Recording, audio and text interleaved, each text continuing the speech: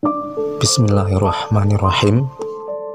Assalamualaikum warahmatullahi wabarakatuh. Salam sejahtera untuk saudaraku semua. Oke, di kesempatan kali ini saya mau membagikan motivasi atau belajar bersama, yaitu dengan tema Ma'rifatullah, dengan poin yaitu penghalang Ma'rifatullah.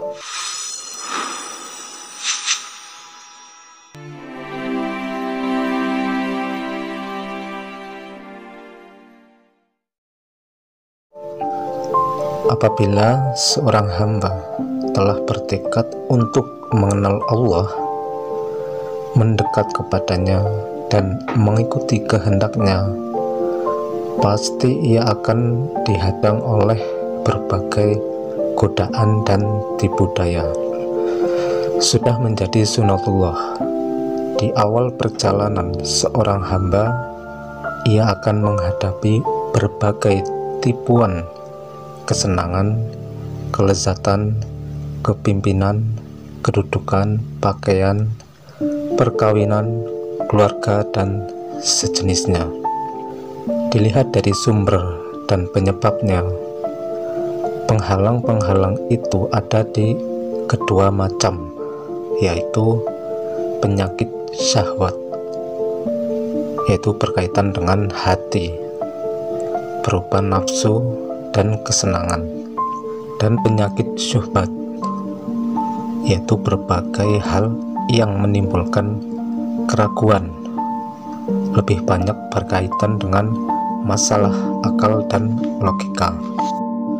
Yang termasuk penyakit syahwat diantaranya, yang pertama yaitu al-fisku, yaitu kefasikan.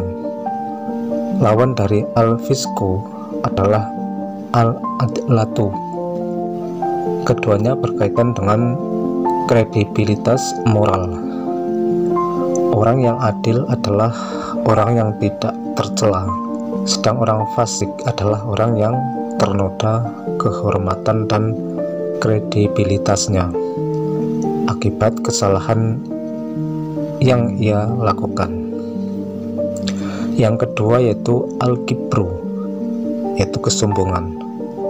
Suatu ketika, seorang sahabat yang suka pakaian dan sandal bagus menanyakan tentang dirinya, apakah termasuk sombong atau tidak. Rasulullah SAW menjawab bahwa sombong itu adalah menolak kebenaran dan meremehkan orang lain. Yang ketiga yaitu az-zulmu, yaitu kezaliman. Az-zulmu adalah sikap melampaui batas atau menempatkan sesuatu bukan pada tempatnya. Al-Quran menyebut kemusyrikan sebagai suatu kezaliman yang besar karena orang yang musyrik menempatkan makhluk sejajar dengan Allah. Yang keempat yaitu al-kadzibu, yaitu dusta. Dikatakan oleh Rasulullah SAW bahwa dusta mengantarkan seseorang pada dosa, sedangkan dosa akan mengantarkannya ke neraka. Yang kelima yaitu al-maksih, yaitu kemaksiatan. Lawan kemaksiatan adalah ketaatan.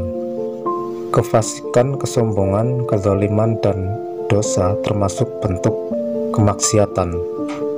Penyakit-penyakit ini akan mengundang kemurkaan Allah. Namun, bagaimanapun juga Allah akan mengampuni dosanya selama matahari belum terbit dari barat. Allah Subhanahu wa Ta'ala Maha Pengampun lagi Maha Penyayang. Efektivitas terapi terhadap penyakit-penyakit hati ini lebih banyak ditentukan oleh pelakunya sendiri. Ia harus bersungguh-sungguh memerangi nafsunya. Orang pandai adalah orang yang selalu mengoreksi dirinya dan beramal untuk hari sesudah kematiannya. Hadis riwayat Tirmidzi. Yang termasuk penyakit syuhbat adalah yang pertama al-jahlu, yaitu kebodohan. Islam menjunjung tinggi ilmu dan orang yang berilmu, yaitu ulama. Bahkan wahyu yang pertama kali turun adalah perintah untuk mencari ilmu, yaitu membaca.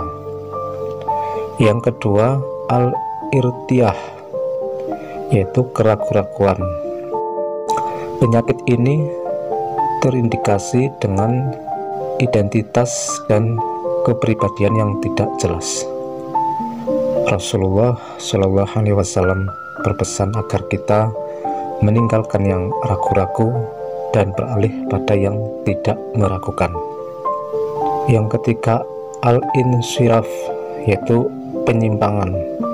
Penyimpangan dapat berawal dari kesengajaan atau ketidaksengajaan.